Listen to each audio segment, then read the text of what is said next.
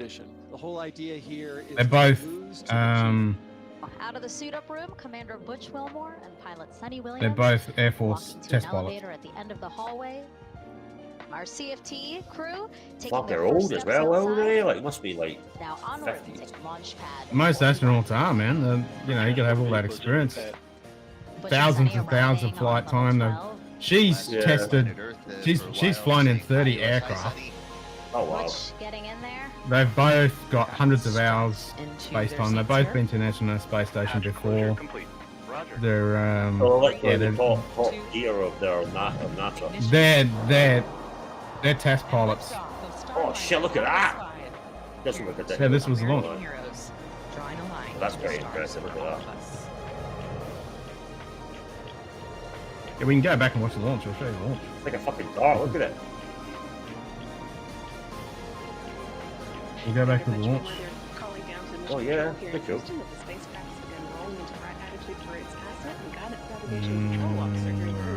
Seeing good data on that.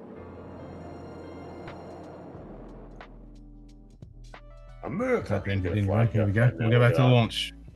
There we go. POP started. Is it just me, or does it feel like it went backwards on how it looks like from before with the shuttle and stuff? It looks. Oh, we were talking about at the beginning of the stream. They all look like giant fucking dicks. No, but it looked like it was more advanced when it came to the shuttle than this. Yeah, I know. To me.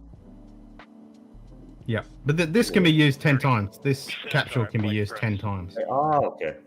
Yeah, but how long? Yeah, but And it can land on shuttle- land. Well, the shuttle was made to look like a plane because the idea was you could fly it back. But these days we just use parachutes and just bounce it on the deck. cool, though. But this thing is designed to land on land. Yeah, but the shuttle was cool because you could fly it back into Earth. That was pretty fun. Yeah. But we don't need to. You know, it's smaller, easier, and cheaper. Here we go. Cheaper. Left off. And liftoff of Starliner and Atlas V, carrying 2 American heroes, drawing a line to the stars. Jesus. God, The advantage of the space shuttle is you could have cargo. Like you put this fucking Hubble Space Telescope in it, and you could do cool stuff with it. Whereas these crafts, you can't. You can just shove a few people in it. Commander Butch Wilmer there, calling down to Mission Control here in Houston that the spacecraft has begun rolling into the right attitude for its ascent. And the guidance, navigation, and control officer here in the room. That is fucking going quick, isn't it? Jesus. Yep, like Mark 3, I think. Mark 3, Mark 4.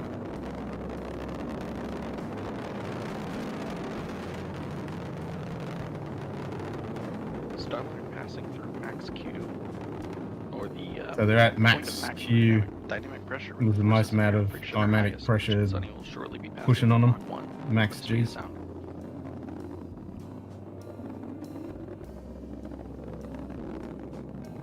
And then they jettison the booster rockets when they burn out.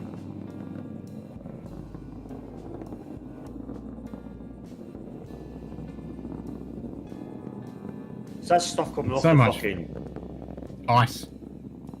Oh, it's ice. Ah. You got Yep. a good throttle up. So a combination of the hydrogen and then going into the atmosphere. So just Looking like a good, plane, you know how they can ice up. increasing as expected, coming up in less than SpaceX 20 seconds, Starship the takes solid full rocket flight. That boosters thing is will yeah, run it's out of fucking fuel and burn out. insane, that thing. Wait until the SpaceX Starship takes full flight. Yeah, that thing is huge. What, is it It's a already beast. launched before, or is it new? Good SRP. It's going to be. Ah, okay. Now the fuel in the solid rocket boosters has been depleted. The Atlas main booster stage will be continuing its burn for about the next 3 minutes. I like the colour of the flame, look at that. Yeah, you can see all the ice. Good handle. Holy shit, yeah. Good handle. So that's a combination. That's the hydrogen fuel tanks and Holy fuck, they're already putting in up fucking the air. atmosphere. Jesus. Indicating that the crew now has the Yep. ability to initiate an abort manually if needed. All looking good so far. Now 2 minutes into Starliner's flight and coming So up there's solid the rocket booster boosters. jettison at the 2-minute and 40-second mark.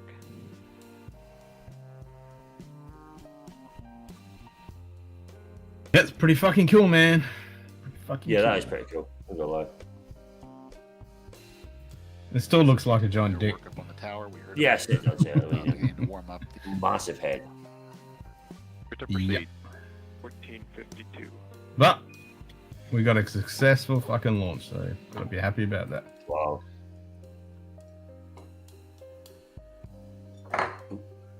It's pretty fucking cool.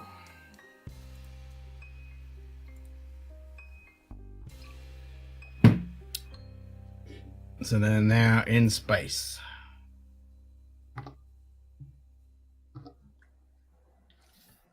Space, baby. Space. The final frontier. So I got my fucking Lego. Now I've just got to find somewhere to put it.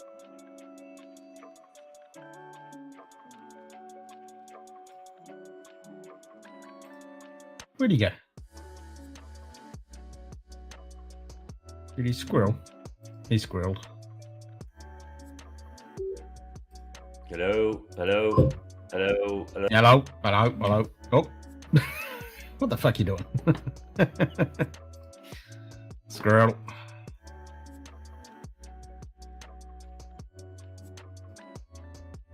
It was working perfectly fine until I turned off the fucking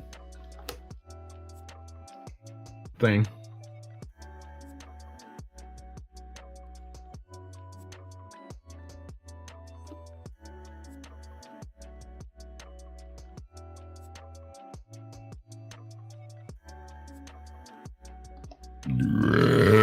Bunted. The Scotch Down Under computer core is operating within nominal parameters. Completely fucking bunted. That's way too fucking bright, man. Way too fucking bright.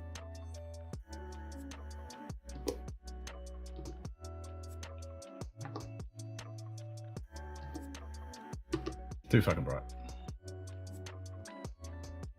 Yeah, face for the dark and a voice for space. Yep.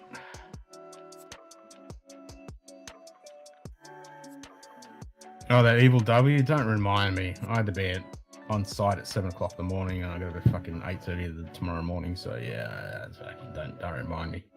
Fucking W shit.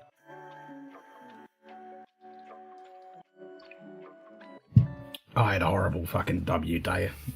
7 o'clock in the morning, what I thought it would take me an hour and a half, took fucking 6 hours. And it's fucking done now.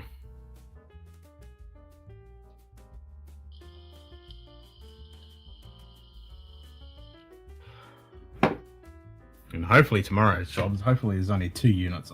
Well, 1 unit, not 2 units. I think they got 2 units I have to fucking service. That's going to take a couple of hours. Blech. Ugh, pain in the ass.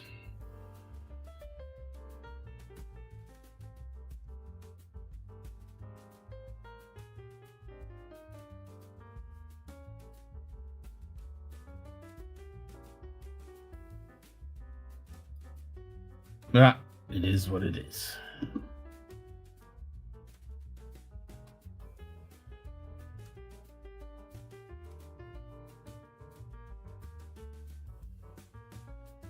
So I shall be wrapping this up in 15 minutes since I have to fucking be up early.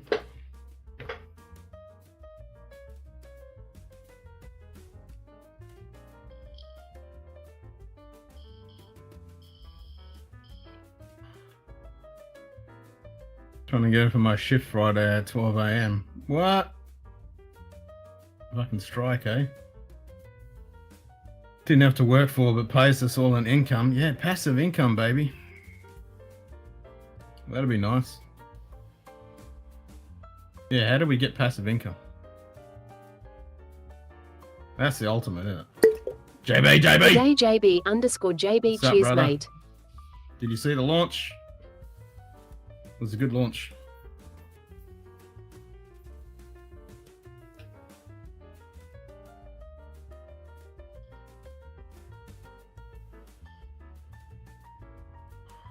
Angry as hell, Canuck. I nearly died. Where's Jock? Is Jock gonna come back?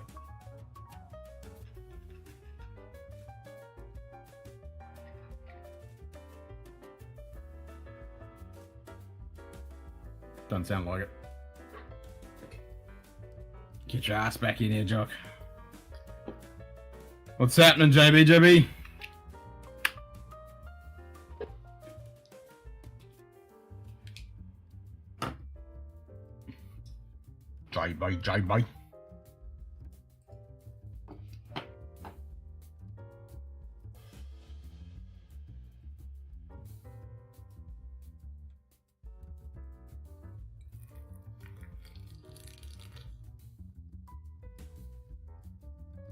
This fucking W thing blows, I tell you. Oh, I can't complain. Just having to do that W thing.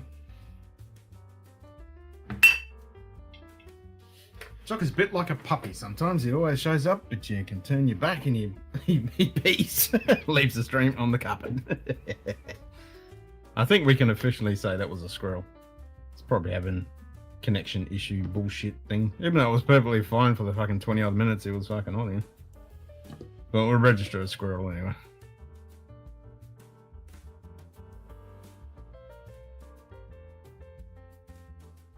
I think that's fair enough. We can register a squirrel. Squirrel! Almost 200 squirrels registered. Flag of Italy. Actually, what's I think it's meant to be World Gin Day on Thursday or some shit. Or was it just gone? I know it's sometime this week. He's back. You're fucking squirreling me for you, dickhead. Well, you didn't come back, you see, so I thought I'd register a squirrel. And by the way, JB, I just seen my phone. Fire alarm going off. Fire alarm?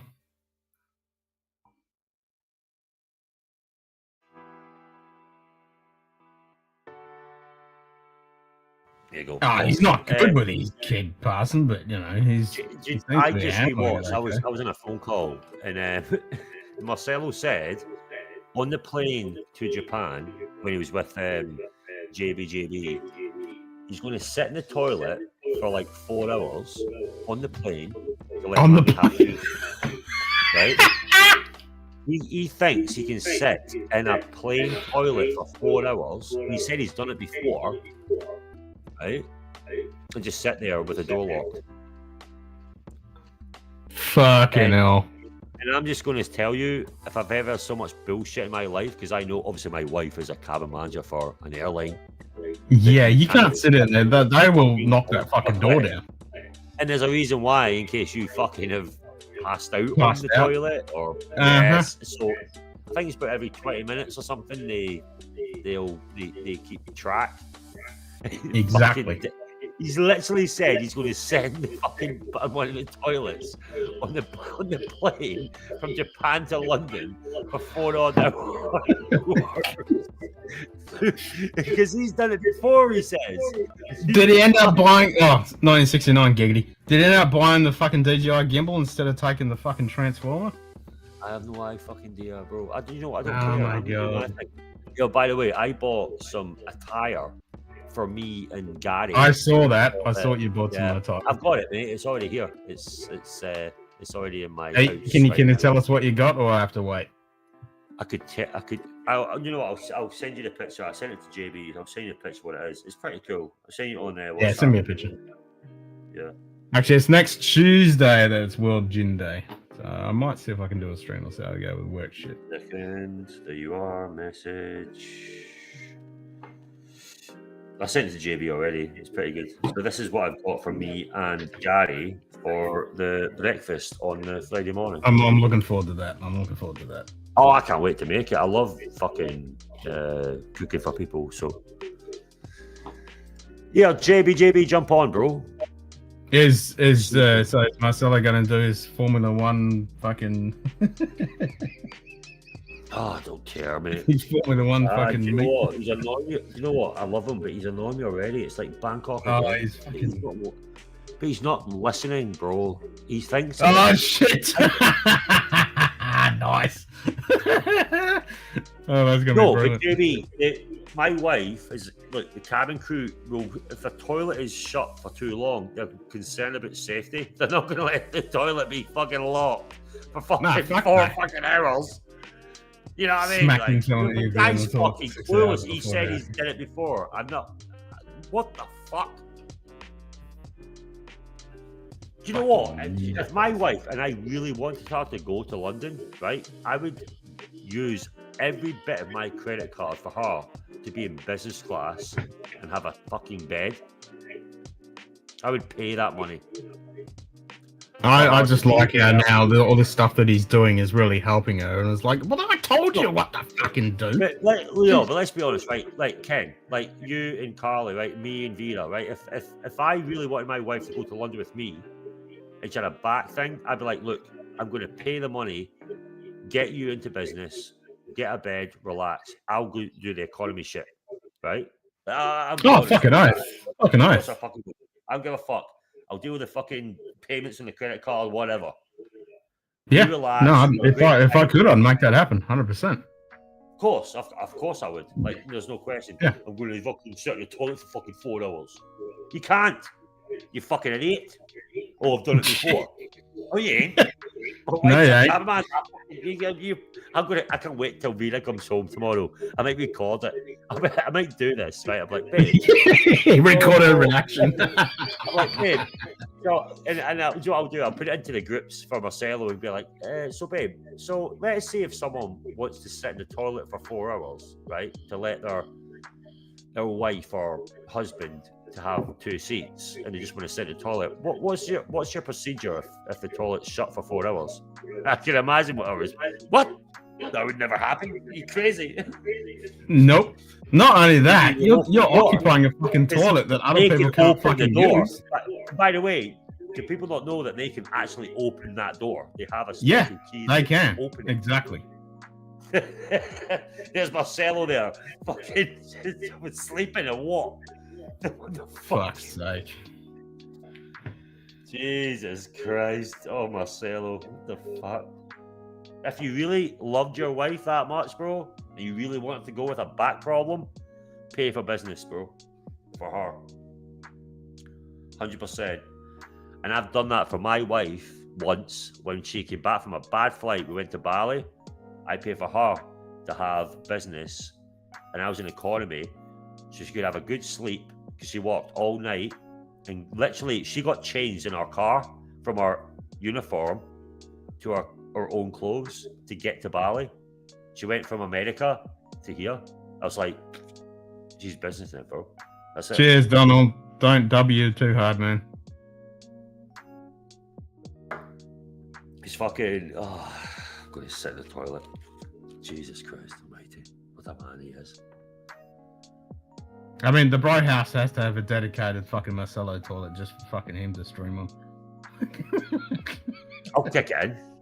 Boons. What the fuck are you doing? But he's with his wife, though.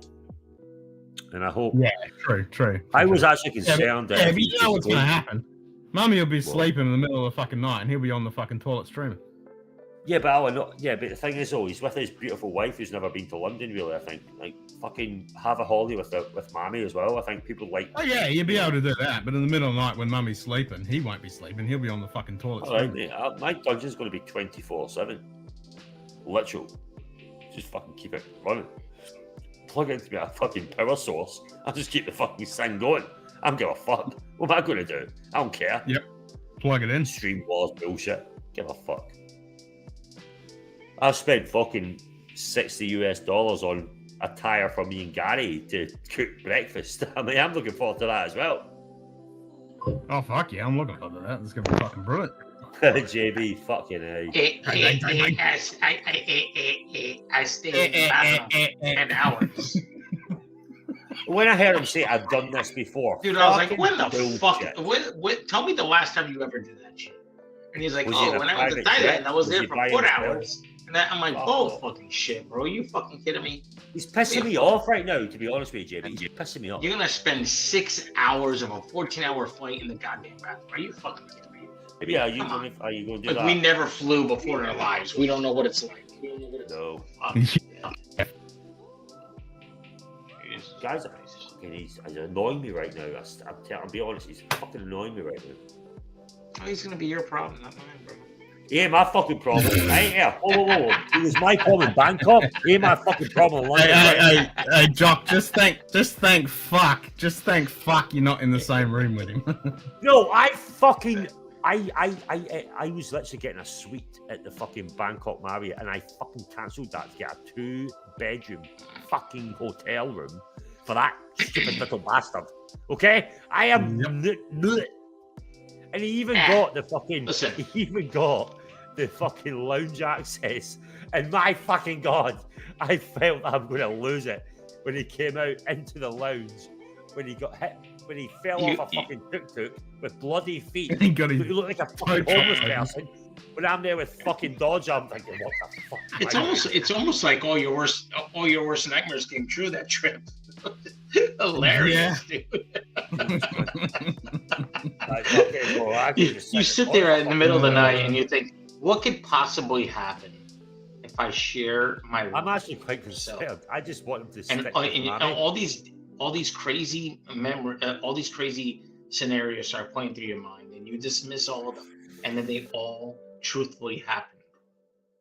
It's like we've all had that friend that you have to babysit when you go out with them or whatever. I know, dude. He's like the epitome of every single one of them I know. you've ever experienced. Well, here's something I said. I think a day or 2 days ago. I don't know. Sometimes these strings start blending with each other.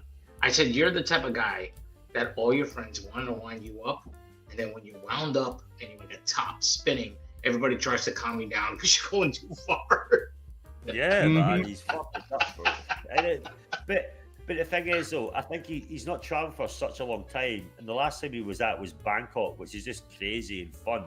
But he's going to London, which, to be honest, is full of cunts. And if you're going to fucking fuck around like that, you're going to be fucking slapped. I ain't going to lie. Stay fucking. So let me ask you a Like question. Jamie was saying, John, he's going to wander around with that fucking gimbal and he's going to get punched in the mouth. I shared my same sentiments with Jamie, and then today, in a private conversation with him, I said the same thing. Like, look, dude, you know, and I think he came up with a good compromise, right? Like, take the gimbal that he used in Thailand, or not even a gimbal, it's just a tripod, and take the whatever the fucking Megatron, whatever the fuck he calls it, in his book bag. Maybe he can use that in the bro house, maybe walking around the house, etc., outside of the house. Well, you don't need that at the bro house. You just put it on a fucking tripod. You don't need that fucking I know, but it's. I have one of those fucking things. I use it for my fucking cinema camera. I don't use it for a fucking phone. But if there's with Marcel, if there's no compromise, then that's the extreme. So I know. You gotta give him a little bit of a compromise. Like, yeah, that's a great idea. Take it in your book, in your luggage, and then use it at the bro house, and around the house, outside the house, when you're walking on the block or something like that. Just That's buy a about it, fucking everything else DJI gimbal for a phone, for fuck's sake. Well, here's the thing that I never knew. Jock, did you know? Yeah, he gave it away. And he gave it to fucking. He gave it in Watch Nick. Did you know this? Yeah. I didn't know until he said it. I didn't know. Exactly. Jock. I didn't know either. I couldn't believe when he said that. You gave it, and how did, like you said, I'm how like, did that work out for wait you? a minute. Yeah, that's exactly what I said. Is how did that work out for you? Right. Yeah. Like, what the fuck? Are you fucking kidding me? So this guy talks massive shit about you, your business, your wife, etc., everybody around you, and doesn't even have the fucking. Good day, hanging as cheers, mate. Start hanging. And he gave him fucking gimbal. What's up? Didn't even have the fucking generosity to say, however, he did pay for a lot of things in Japan when I was there. He also gave me a gimbal that I used in Switzerland when I went and made pretty good bank on a massive trip that brought him back from the dungeons, if you will. Now all of a sudden he's disappearing again, as usual, as I called it, because he's a fucking scumbag. But you know, 100%. Go ahead, Bob. Yeah, did you hear this? That he had a DJI gimbal and he gave it to Watch Nick when he was in Japan. Don't get me started with that fucking yeah, he's a fucking idiot. I didn't even know this till he mentioned it. Oh, I heard about it before that he gave him a phone to use. I found that out. He gave him a DJI to use, and he literally gifted it to fucking like the DJI have, which is not cheap, but it's like $150, $200 fucking dollars. And then he tries to tell me today, it's like, oh, it was like a 3-year-old version. I'm like, I don't give a fuck.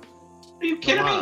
Better than your fucking your by the way, 20 kilo version. I mean, I'm sure Dickless isn't watching this, but I know how much money fucking Marcelo spent and fucking Roland on you. Exactly. For your trip. I never said anything about that. Thousands of dollars for your Japanese trip because you never go anywhere. And just talk shit about them.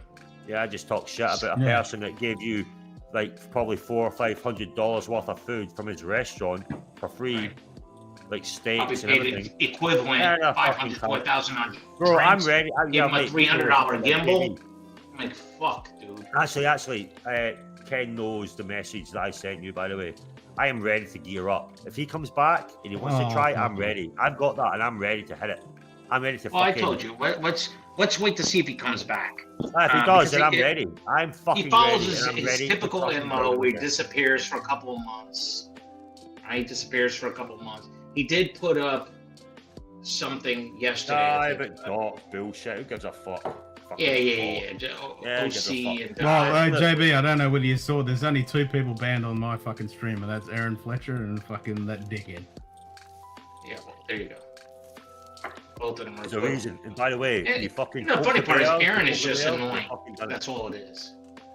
At the end of the day, look, go back to it, Marcelo. He's a very genuine and generous. To a fault. Yes, that's what I'm about to say. True. That fucking Nick knows exactly what he's doing. He's a manipulative little fuck. He knows exactly. He's a smart little fucker. He knows exactly what he's doing. He fucked it with me. I was one of his top donors for a long time. That was it.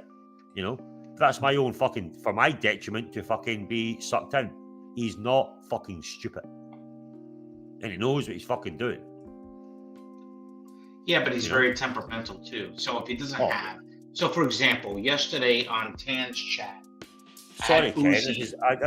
Are we okay to pick this up? Yeah, sorry about this, Ken. I don't mean to. No, you're okay, man. Oh, okay. But yeah, yesterday in the chat, I was pretty lively in the chat. I think it was pretty exciting. Tan had a show. You jumped on. I just changed my name to Jay, so we're all Jays now. I'm Jerk. Oh, perfect. We've got Jerk, Jock, and JB. Yeah, Jock, JB, Jerk, Jock.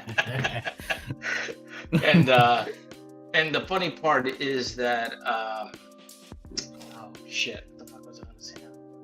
Just my train of thought. I didn't say Aaron Fletcher. I said Aaron Fletcher. Yeah. Different. Yeah, Aaron Fletcher. We know you're fake. Yeah. No, you're not fake. You pulled the stick. I don't think she's fake. I like the stick. It was Fletcher. It's no Fletcher. I know, but all of a sudden that's not. No. That is Aaron Fletcher. I think it's a guy pulling the shtick off Aaron Fletcher and Fletcher. Yeah. And it's fucking brilliant. I fucking love it. Okay. I mean, he's committed. It's fucking great. He hasn't broken character once. It's fucking brilliant. Yeah, exactly. Anyway. Here, Dickie Dickless. I hope you're watching, mate, because I'm ready to fucking pull that pin. I am ready to pull that fucking pin. And if I do pull that pin of what JB's seen and what fucking Ken is seeing, bro, if anyone with any morals in their life fucking sees that and doesn't see how toxic and nasty you are, then you're as bad as him. That's it. You've given me something. Unfortunately, you should have never said it, and you said it a few times. It's bad, bro, on you, but you've done it yourself. So if you come back hard, I'm ready to fucking counter you so badly with that. You idiot. You're a silly little boy. The way I'd be pulling the pin, I'd be shoving the grade in his mouth, my foot on his throat, and then I'd pull the fucking pin. Exactly. Let me explain something to you guys real quick. So, this is not the first time he's pulled this charade. There's a difference but here. Because you're not right now. No, there's a difference. There's a massive difference. Because you're not at the end of that shtick, you don't know what's real or not. So, for example, if my name was Jason Smith, and he sends me an email and says, "Hey, Jason Smith," because it's not the first time he's done that with somebody else. That's what I'm saying. I know what you did and the state you lived in. When I looked up your name, I can't believe the sexual assault charges you got against you and this and that. In the world, yeah.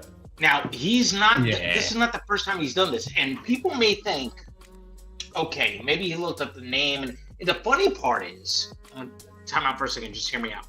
He said this about Three-Hander and Fats, that they looked up his name and that his name, they got it wrong. And that they started announcing different charges for somebody completely different that has nothing to do with him. Yeah. Okay? This is what he said. Well, guess what he did to me? The funny part is I have a very unique last name that there is nobody else in the goddamn US that has my fucking last name. So obviously it's absolutely fake. And for him to say that, you know there's no mistake. He is truly just making it up. I've had positions of power. I've had positions of power with high-level companies that I've been in charge of 400 people. You don't Obviously, we know that. No, I'm with you. But this is for people that are listening to understand, because I've been listening a year or two ago that I'm like, okay, maybe this guy. Same way he explained the way Fats and Three-Hander had the wrong name about him and said that he owed child support and this and that. I never had a kid. They had the wrong name. He did the same thing to me. However, again, I have such a unique last name that I know I'm the only motherfucker, me and my clan, me and my family, are the only ones that have that fucking unique last name. Nobody else in America, I know. So for you to say that, there is no mistake. You obviously made it up purposefully. That's the difference. You see what I'm saying? This is the thing with him. Like, look, I mean, I'm with Ken. Obviously, we had that stream with Marcelo, and he was like, this is what he tries to do. He tries to bounce off you. And he's like, you're fucking going after my mum who's had a fucking stroke, and you're, who the fuck are you? I'm like, the fuck you talking about, bro? No, fucking go after your family, your parents, your mum. And I'm like, when? Cunt's a Why? fucking oxygen thief. No, he's trying to counter what he's trying to say and then go on about me, about my kid. He's trying to make stuff up to counter it. I'm like, oh, show where I've said it. Where would I ever say it? If anyone knows me well enough, I would never go after someone's fucking family. I'm talking about you in quite a stick way. He's bringing up a fucking troll underneath a bridge, you fool. But then you're going after me, my daughter, and then Archie's lost child twice and that, right? Oh, yeah. But this is his problem. And again, I can say it here quite openly. I don't care. If you still are watching, good for you. Because you know what, big boy, if you are, you're fucking yourself. Because I'm not, you put on, you know that disappearing messages shit? Before he did it, I fucking clicked all conversation was clicked. Everything. Right? Because I ain't playing. And the one thing I heard from Tan, so I couldn't sleep last night, was Tan was saying, I know that Nick, I think he said something like, I know Nick isn't that low to go after Archie. I'm like, sitting there, I'm not told fucking Tan what was said. I haven't, though. Yeah, he is. You two are the only people that know, right? Yeah, and I'm like, I ain't fucking said. So I'm like, Yeah, he is. Well, think about this. He doxed me. The only reason why he didn't say my full last name, because he knew in his mind that was too much crossing the line. However, I could get 2 fucks. That's what I think surprised him. That's what I think surprised him. He thought I was going to run and hide because he said my name and my first initial and what state I was born in the U.S. It's fucking pretty well, I don't know if you know, JB, like before I actually spoke to you when I left Tim, and obviously it was a bit about Fats, because I never had a promise Fats, but people were like, oh, Fats going after you, and I was like, you know what, fuck this. Yeah, Fats, this is my email address. Here's my address. And I actually gonzoed where I lived in Abu Dhabi at the time. I was like, here I fucking live. Right? Yeah. Fucking come to my door. Okay? I don't give a fuck. Come to my fucking door. What are you going to do? Nothing. Okay? But Fat's never done anything. But people are trying to go like, oh, be careful. Fat's going to fuck you. I'm like, fuck you. Come after me. I don't give a fuck. I had my run-ins with Fats too, but you know what I would say is I never had a run-in, but people, it's just that whole thing of like, well, Fats, come on then, I'm ready, come on, here's everything. Do it. Like all of us, I think he has a night and he lashes out, but I think at the end of the day, he's an honorable guy. But what I'm saying is, look, I'll be honest, I'm going to be factually honest. There's 2 people, right? And again, JB, you're old school. I know that Ken's old school, you know. Milky man, you know, JB, you've worked your ass off. You've went through adversity to be where you are today. There's certain levels of shit. If someone says something and it's, you know, you're like, for example, Tim. I know obviously you're friends with Tim, it's fine. But if he comes anywhere near me in that fucking place I'm living, I'm like, turn around and walk away. because the shit and the disrespect you gave about the Poppy thing, I ain't going to forget. For example, that's Well, that's a difference. That's a difference, I think. This is my issue, not JB. Who I don't look. JB could be thinking I it agree doesn't with matter. you. It's my issue. No, I agree right? with you. I think that's the difference between Tim and Watchnik. Tim, I think, has a little bit of self-awareness on the street, regardless, right? Some people want to say, "What are you, crazy? He's drunk all the time." Yeah, I get that, but he's not going after people that he knows may not like him. Careful, Jock. Some whiskey nerd will show up at your door with a bottle of whiskey instead of Glenn's. For a good time. Watch Nick is truly unhinged. He calls everybody 100%. mental and it's unhinged. But the way he started sending me emails after that first night. Stating massively I didn't respond to his emails because doesn't stop. No, he does, and I already know if I would have responded, he would have edited my emails, probably posted on his channel, et cetera, et cetera. So I just blocked him, right? I blocked him. Now you can create another email address and use my email address, et cetera, et cetera. The point that I was trying to make, and I went to so many channels talking about this, channels I typically don't go to purposefully, is to surround him and bombard him with the bullshit lies that he has. Because if you go head to head with this fucking knucklehead constantly, it's a battle of who wins. But if you surround a cocksucker, he has no way to breathe. That's what I do. It's easy to drown him. He's easy to drown him. See what I'm saying? He's a wannabe and he's nothing. It's as simple as that. Exactly. He tries to push and push and push, and he pushes. Well, you know what the problem is? He thinks he's the smartest guy in the room, and he's not. He's far from it. He's not at all. He's not this way. Just because I may look dumb, sound dumb, no, I'm not dumb. This is the thing. You don't sound dumb. You're not like look. You got fuck off of that bullshit. You sound dumb. No, but you know what I'm saying. Like, look, look. He is somebody who went to college. He graduated university. Shit. He thinks that's the thing. He thinks it does. Most people, it doesn't matter. If you did, great. That shows conviction. That shows responsibility. That shows that you're committed. And good for you. Good for you. It made sense to you. Good for you. You don't use it against people that did or didn't. That has nothing to do with it, because there's plenty of people that are way more successful that never did than those who have. Again, it doesn't matter. That's just a comparison. But this guy thinks that's all there is to life, right? And that's where he's wrong. And I surrounded him with enough wall space to smother his fucking ass. He is smothered at this point. Now, he could come at me, but I'm warning you now, if you're listening, watching it, remember, I've coined the phrase, you fuck with the bull, you get the goddamn horns. That will be the name of the show that will bury your fucking ass. Hope you don't do it, bro, because you will drown. I have nothing to lose. You do. Drown his fucking self. Guy's Go a to fucking university and moron. eBay Guy's a fucking as a idiot. dickhead. And on the guy's a YouTube, toxic little rat. It's as simple as that. Like proper rat. Oxygen. There's nothing else to say on that. And again, he called me out. He wants to. He said he's going to, pretty much told me. I'm like, all right, no problem. And it's all in the message. Like, I was like, laughed at it. I was like, you seriously? I think I said, you seriously? Okay, no problem. No the problem. funny part is when I like I said, I went to several different channels. I normally don't go to explain certain things, including doxes, even though I didn't, Docs knew what the fuck he was talking about. And he's like, oh, I heard you got beef with Watch Nick. And I'm like, yeah, I don't want to talk about that on your channel. You already know what it is. That was enough for me to say what I said. But when I spoke to Tim was like, that's criminal. He could go to Rikers Island for that. I'm like, all right, well, you live in New York.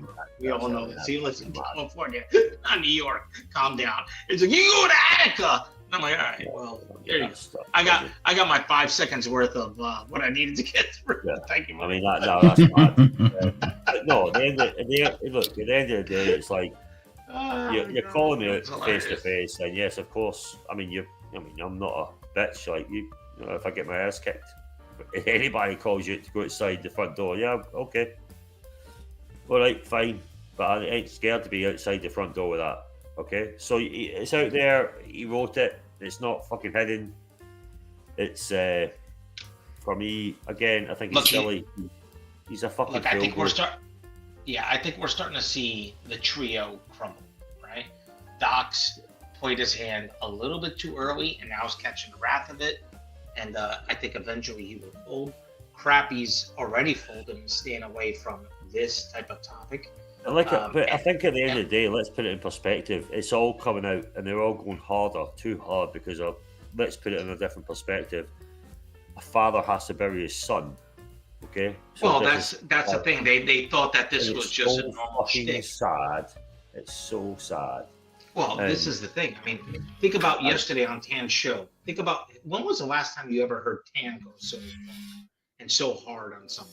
Yeah, Never. Exactly. Yeah, he was really upset. So think about this. They're getting surrounded, right? Crappy punched out very quickly in the whole thing. Very quickly. Pushed back very quickly, like, okay, I'm stepping back. Started saying something. Watch Nick already 2-3 days, hasn't streamed anything, had a scheduled stream 3 days ago, I believe, and canceled it. He's already seen the goddamn picture. Yeah. And Doc's, I don't think he's gonna fucking play the games he's been playing going forward. I could be wrong. Either way, they're gonna fucking drown in their own sorrows. Because you know what the funny part is? You know, Watch Nick wants to make money, okay? Crappy wants to make money. The funny part is that Doc says this is all about money. How dare you exploit your son's funeral? I'm ad-libbing here, by the way. I'm paraphrasing. One has to step back and says, Doc, you're not monetized. You don't make money. You're 70 years old. Scratch my head. Why exactly do you do this fucking shit? What's your incentive? What's your incentive? If it's not money, that's way more scarier, bro. Yeah. That's scary. If you're not making money, if you're not a younger guy that is positioning this notoriety to a different type of income class, why exactly are you doing this? Like, you're 70 years old, you're not monetized, you have no angle to income this or have any type of special notoriety. Why exactly are you doing? I mean, how scary is that? But not too many people talk about this, but take a step back and think about it. Like, how scary is that? This guy's got nothing to lose. He does it for the enjoyment of what he's doing. How scary is that? Yeah, just completely trying to delay a man who's lost his child. Yeah.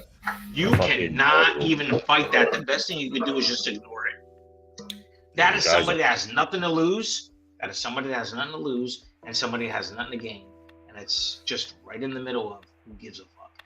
So that's what I'm saying. You can see why. Well, you can see why there's certain individuals are fucking pairing up. They're all fucking the same. They're all fucked up and just completely. Oh yeah, they all have the same traits, no doubt. But this is the one anomaly. Docs is the one anomaly that I can't figure out, and most can't. If you take a step back and think about it. Karma's a bitch, man. Maybe purposeful living. Maybe, I don't know. Karma's a bitch. Karma is a bitch.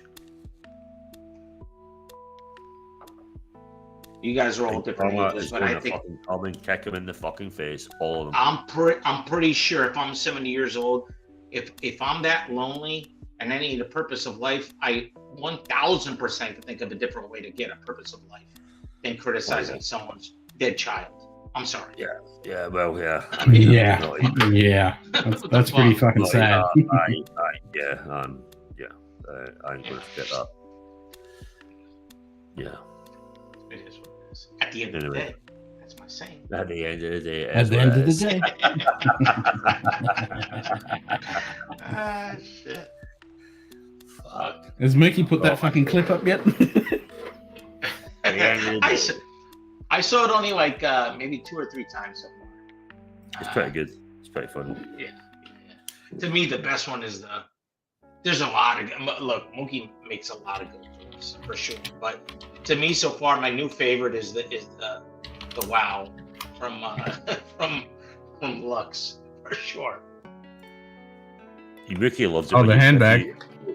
If you do his clips, he do it right on the phone. Yeah. Yeah, I like it, but I'm like, fuck, it's like. Wow. Yeah. Wow. I mean, look, if you can't stand his voice, I get how it gets annoying, but I'm doing it I enjoy it purposefully from the enjoyment of all the little nuances that Mookie put into the video. Compose myself. Oh, so happy. Nelson, There it is. I live for you. Let's hear this. Let's hear Wow. this. Thank you so much. I apologize if I've messed up your name. I had an American dream. Wow. It's kind of a sad story, really. I stayed in America for about 4 or 5 months. Amazing. What is like the monkeys hanging off the rear vision mirror? And Dude, look at the Rolls Royce. Look at the screen. Everything American I loved. I was like obsessed. The monkeys in the cages, the with women. America. It's paradise. Wow. That's Grand Theft Auto, I'm sure of it. Wow. Yeah, my nightmare story. I'm gonna live the American dream. Wow. Oh, that was my wish. Yeah. I wanted to move there for good. But something happened in America that changed and broke my dreams as a kid all disappeared. Shout out to the movie. Let me compose myself because it's one hell of a story. I go out at night time. Wow. Oh. 10 o'clock at night. Oh. Walking down the street in a line with a bunch of men. It's wet. So I'm walking around the streets. And then the police siren. Whoop, whoop, whoop, whoop. Police, police. Wow. Whoop, whoop. The sound of the police. And the police officer tells me to put my hands up. And he says, "Where's the bag? Where's the bag? The screw. Where's the bag? Where's the bag?" I wouldn't be able to run very far, trust me. He threw me against the car, legs spread wide open, it's wet, and I'm searched. Oh, love it. Where's the bag? Butt naked. I'm strip searched. Happy people. It's paradise. I got sent to jail. Wow. Legs spread. How's your order? In a line with a bunch of men. Amazed walking down the street. Wow. Send a super chat of $50. I can tell you the intimate story. It's paradise. Cavity checks. Wow. Oh, wet. 30 men in the cell take a dump in front of everyone. It's paradise. So happy. Wow. Oh. If we can get a super chat of $50. I'm just walking down the street. 16, 18 at a time. Which one is the best one to choose? Top or bottom? It's sad. These it's are very together. sad. No, these What are happened together, actually. in America? What? It's disgusting. Right, I've got one for you. Wait me a minute. This is a great one. Let me share this. You played it simple. Which one? Which one? I'm sharing it now. Let me zoom in at the top. No, I was gonna play that one next. Oh yeah. No audio. Okay, swimming around in the water, so something like this. In the beginning, we were all fish, okay, swimming around in the water. And then one day, a couple of fish had a retard baby, and the retard baby was different, so it got to live. The retard fish goes on to make more retard babies, and then one day, a retard baby fish crawled out of the ocean with its mutant fish hands, and it had butt sex with a squirrel or something and made this. And then that had a retard baby, which was a monkey fish frog. And then this monkey fish frog had butt sex with that monkey, and that monkey had a mutant retard baby that screwed another monkey, and that made you. You get a lot of rich gay old dudes in the bodybuilding community. They call them schmoes.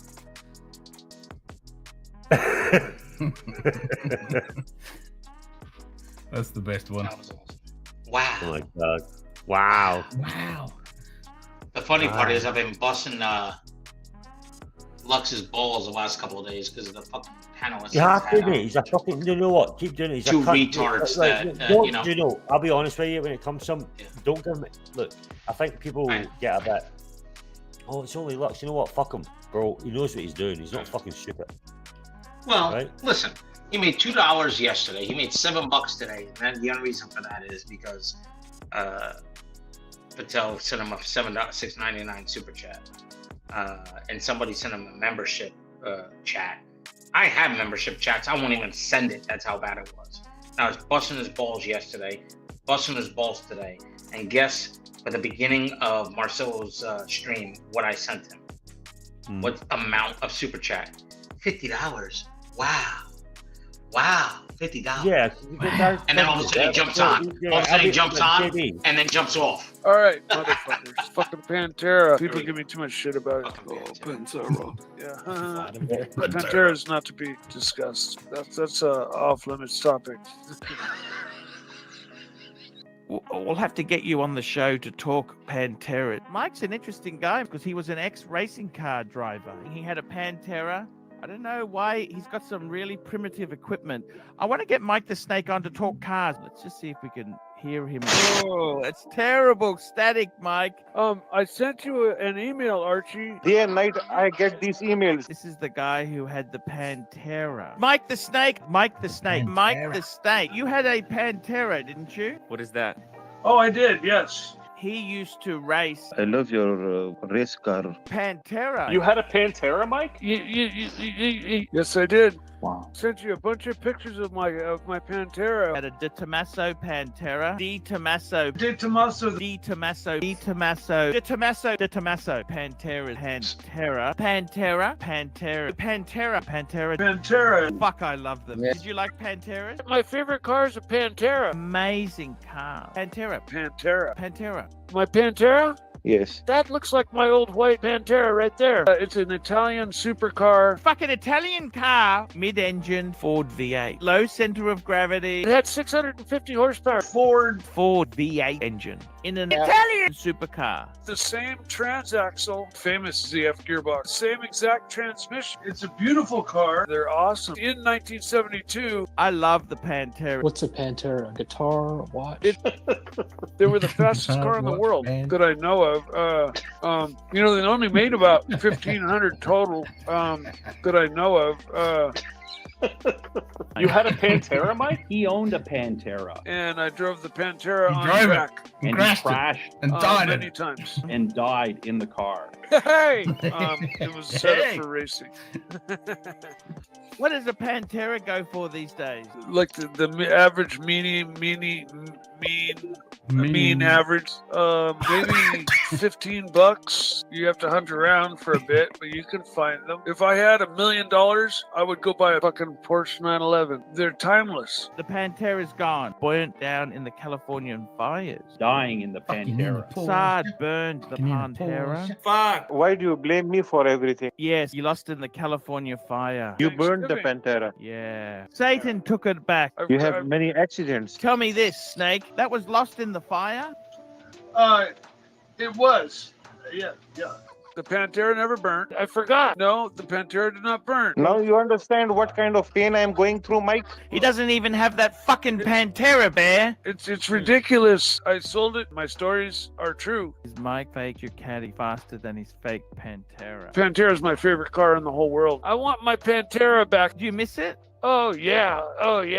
I bought it off the president. Mike got rabies when he got bit by his Pantera. Fuck, that's kind of serious, isn't it? Yeah. That's my favorite car of all time. I know. I mean, I want my shit back. Mark my word, I will own another. The induction system. Elvis had one and shot it. It's just gotten to the point where it's like, why? Elvis had a Pantera and it wouldn't start and he shot it. Why do I? Holy shit. Editing. That is what perfection is. Mookie has a program. Who's Mookie? He helps watch Nicholas on Watch Nicholas's channel. Oh, okay, gotcha. Here comes the leg jiggle. Great bit, Art. That was a perfect ending. Perfect ending. Oh my God. So good. The funny part is the Mangusta. That was the follow-up to the Pantera was even better. Mangusta. Oh, so good. Awesome cars, dude. Awesome cars for sure. But these clips are Freedom Stream. I've been trying to get on here multiple times and Nerk has been controlling it and I'm not going to let on. Don't fucking mute me. Don't mute me. Who's fucking muting me? Nobody else will fucking tell you. It's no Freedom Stream.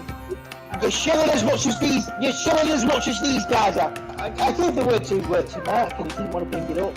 It's as bad as Tim Wright streaming. Because I don't come on here for that. and I come on here for genuine reasons. I don't want to be genuine. You guys do. No, I didn't say I come on here to entertain. I said I come on here for entertainment. Those are two different words. You should know that. My IQ. My mic's working fine, thank you very much. Come on, right.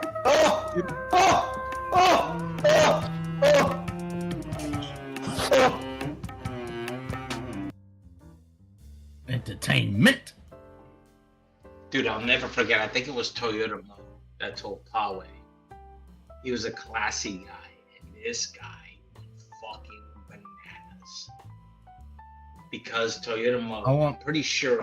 I want Toyota Mo's fucking watches in water with fucking lightning. I want that one. Video. I'm pretty sure it was Mo that said, "You know what? You're a classy guy, Poway." And Poway went fucking nuts because he called him classy, and he thought he was demeaning him somehow, some way, and he went fucking bananas, dude. So once in a while, when I see Poway, I say, "You know what, dude? You're just a classy guy."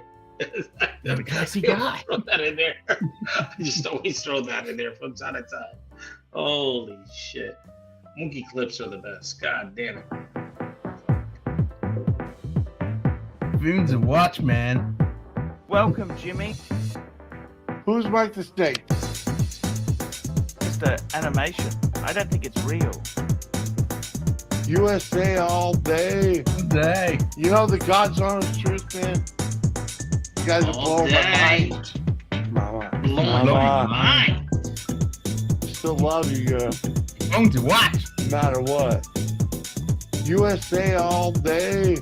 Welcome, Jimmy. Hey, man. Jimmy's a good guy. I appreciate that. He is a bit drunk. You guys are blowing my mind. Jimmy, meet Mike the Snake. Who's Mike the Snake? Mr. Animation. I don't think it's real. What? Huh? Who's Mike the Snake? Huh? You know the God's honest truth, man? I was actually live streaming. Mr. Animation. I don't think it's real. He is a bit drunk. Come on, man. You guys are blowing my mind. I need some advice. Your phone's your watch. I smoke joints in the afternoon. It makes me feel alright. Come on, man. Huh? Jimmy's a good guy. What? Huh? He is a bit drunk. What? USA all day. Fuck yeah, brother. I don't think it's real. You guys are blowing my mind. He is a bit drunk. What? Huh? Who's Mike the Snake? Smoke your joint in the time of peace. To the time of war. I still love you, girl. No matter what. Okay, he's real.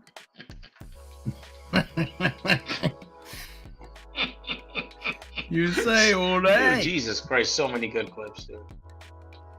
Fuck, USA all day. Good clips, dude.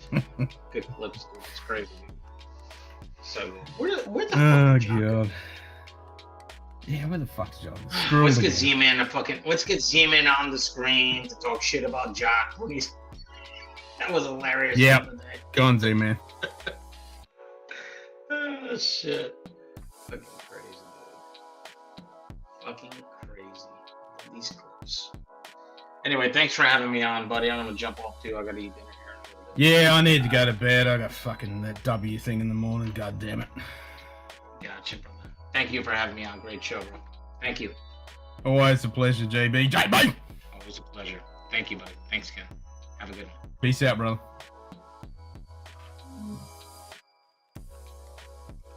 We shall wrap it up, folks. Since I have to do that evil W fucking thing. Your phone's your watch. Just remember that. Your phone's your watch. And we shall catch you on the weekend for some more shenanigans. Peace out, everyone.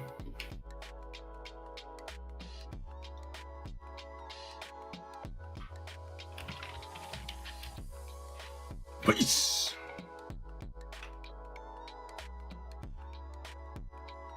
Next one, Dustin, we'll look at some watches. Cheers.